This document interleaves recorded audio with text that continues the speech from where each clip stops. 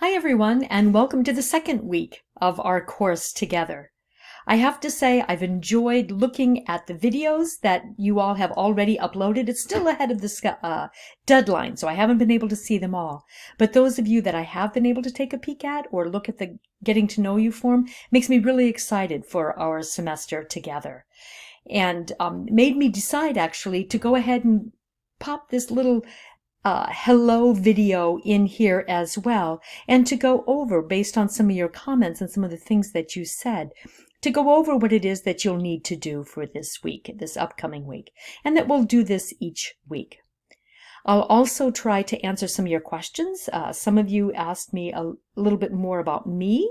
I'll mention that in trying to answer some of your questions, and then maybe also some of your concerns about the course and working together asynchronously online.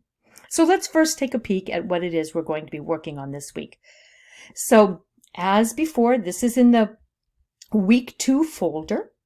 And what you'll be learning, your weekly outcomes, you'll be describing the historical, philosophical, social. You can read this as well as I can, so I'm not going to go on. But what I like about this is that we're going from theory and history and all the way then to practical and application. And that's going to happen in just this short week.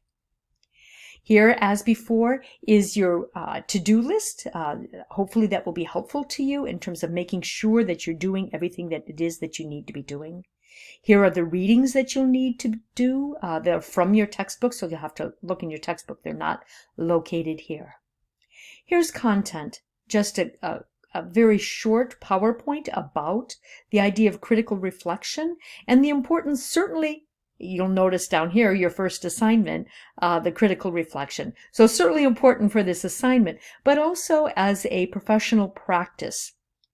As an early childhood educator, you will always want to engage in an ongoing process of reflection, self-reflection, reflection on your teaching, reflection on your students, and then kind of this critical reflection, which means that you're actually kind of analyzing it and thinking about it.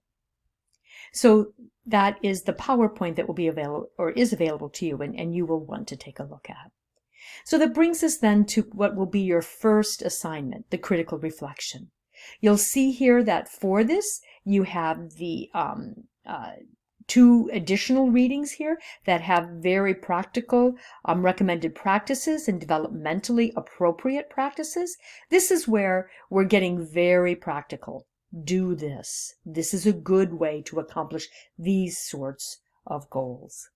And then you're going to put it all together with the readings from earlier, and you are going to have this reflection. I have here a rubric. You probably know what rubrics are, but it's a way for you, take a look at this, and then you can see exactly what is asked of you.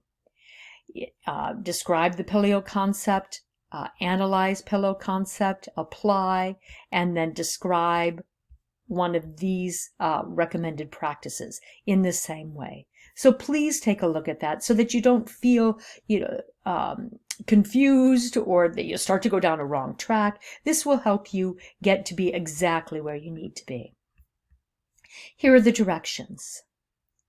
This will be a 2 double-spaced assignment, 2 pages. You have to use the 12 point Times New Roman, follow the APA writing style guide. But the important part is what it is you're actually going to write about, of course, the content. And so what you'll be doing is you'll take a concept from the Pillow text. Okay, so you'll be reading in this book, you'll be reading the introduction, and you'll take one of those concepts from the introduction.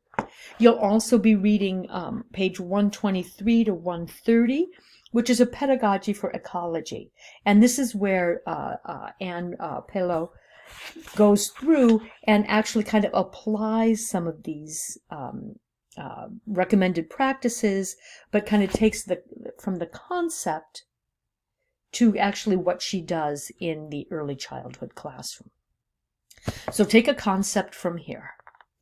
And then take a recommended practice or developmentally appropriate practice, notice the or here.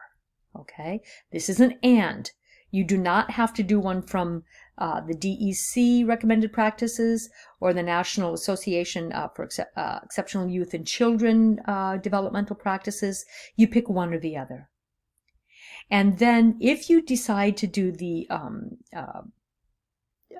early childhood one, please choose from the leadership strand. You'll see that there are a number of different strands in terms of the recommended practices. Choose the leadership strand. If you choose the NAEYC practice, appropriate practice, you can choose from any of the practices. So you're going to pick one. And then, and you can find these, they're here, but they're also in the resources folder.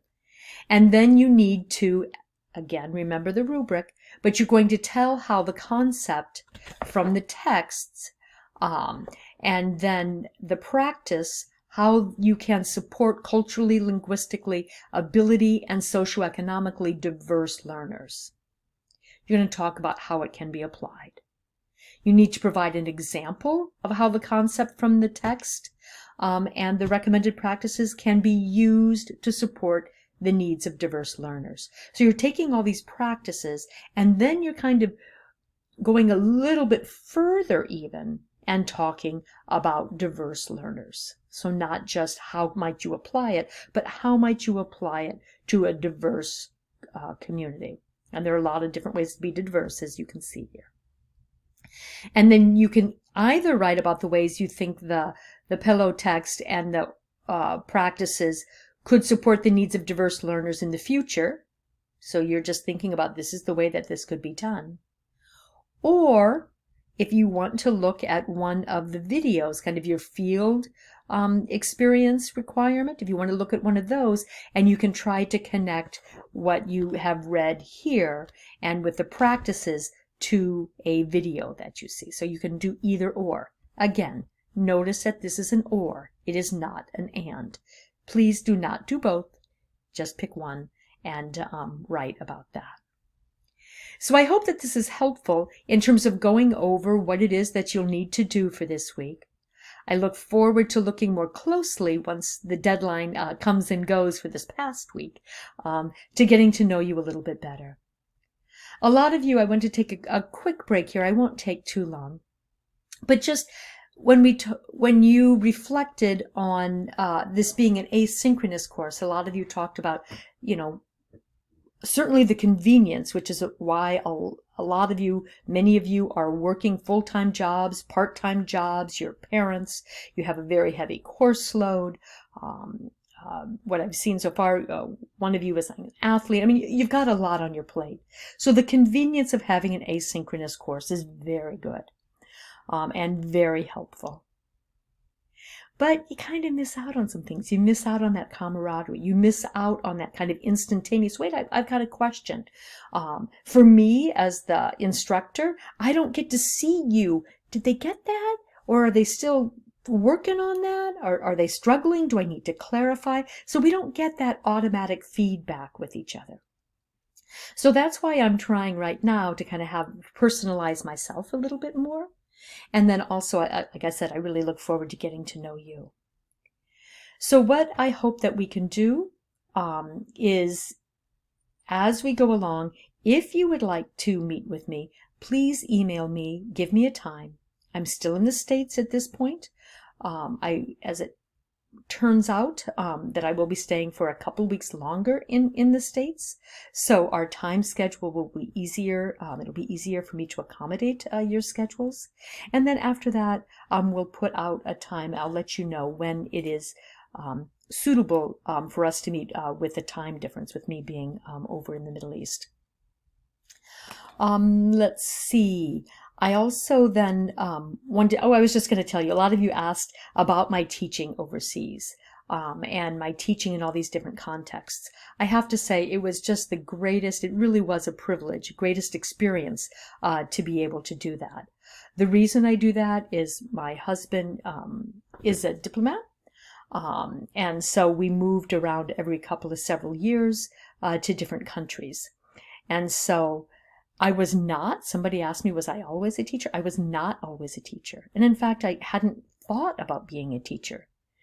But when I moved to one country that didn't have, at that point, it was just becoming a country again. It was after the Soviet Union broke apart into all of the different countries. And so there wasn't a preschool for my kids. I have 4 kids. And so I started a school. And I was kind of like, okay, you know, like a lot of good Americans, I had a lot of resources and I had the space. And so I opened it up to other English speaking kids, or kids who wanted to speak English or learn in English. And so I started that way. Then I moved somewhere else and I put my kids in a preschool there. They did have preschool, but at that school they hit the kids. And that was a cultural difference that I was not comfortable with for my own children.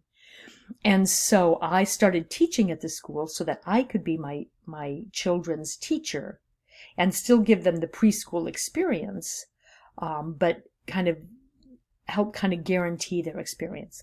At which point I thought, I keep moving all the time and I keep teaching. Oh, maybe I'll pick up the credential.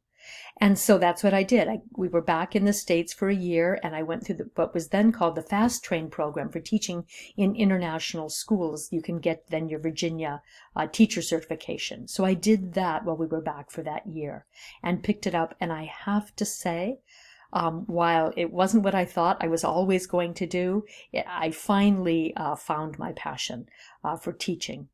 And so I have thoroughly enjoyed it. As I suggested before, you know, the development, the guidance in the development, the long-lasting effect you have on these children and their families is so deeply, deeply rewarding. Even if the rest of the culture, as they talk about, I think in both textbooks this time, the wider culture maybe doesn't recognize the deep value and professionalism that's required to be an effective early childhood educator, or even the importance of it, you know, the deep significance of it for a child's growth. So that's why I became a teacher. That's why I love it, and I hope that you will too. A number of you are, or most of you are interested, or maybe some of you are even already working in a child care setting or in a pre-K. So I hope that you'll have the chance to share your experiences with me or with us, and as we go along through the semester. So anyway, work away. Good luck. Please feel free to ask any questions. You guys are doing great. And we'll talk to you next week. Bye-bye.